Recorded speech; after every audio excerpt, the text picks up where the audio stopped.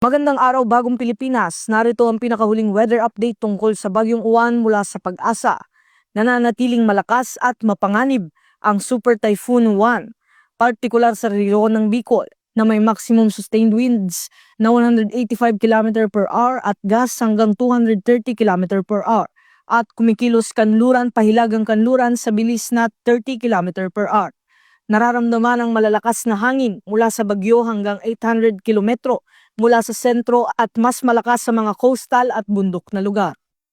Sa Luzon, ilang lalawigan ay nasa ilalim ng wind signal number 5, kabilang ang Catanduanes, Central Aurora, eastern portion ng Camarines Norte at Camarines Sur, at Pulilo Islands na may extreme threat sa buhay at ari-arian. Ang mga lalawigan naman sa wind signal number 4 at 3 ay nararanasan ang significant to severe at moderate to significant threat sa buhay at ari-arian, kabilang ang Southern Isabela, Quirino, Nueva Vizcaya, Aurora, Nueva Ecija, Pampanga, Bulacan, Quezon, ibang bahagi ng Camarines Norte at Sur, Albay, Metro Manila, Cavite, Batangas, Laguna, Marinduque at ilang bahagi ng Visayas.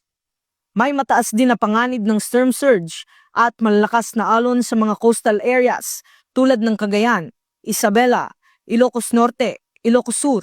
La Union, Pangasinan, Aurora, Zambales, Bataan, Pampanga, Bulacan, Metro Manila, Cavite, Batangas, Quezon, Camarines Norte at Sur, Catanduanes, Albay, Sorsogon, Northern at Eastern Samar, Dinagat Islands at Siargao.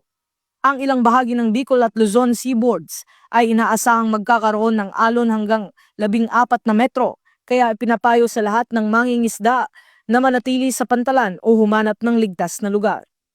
Pinapaalalahanan ng lahat na makinig sa advisories ng inyong barangay at Pag-asa, iwasang lumabas kung hindi kinakailangan at sumunod agad sa mga evacuation instructions kung kabilang sa high-risk areas. Ako po si Patrolman Don Brosas at yan po ang pinakahuling ulat panahon dito sa Police News Network.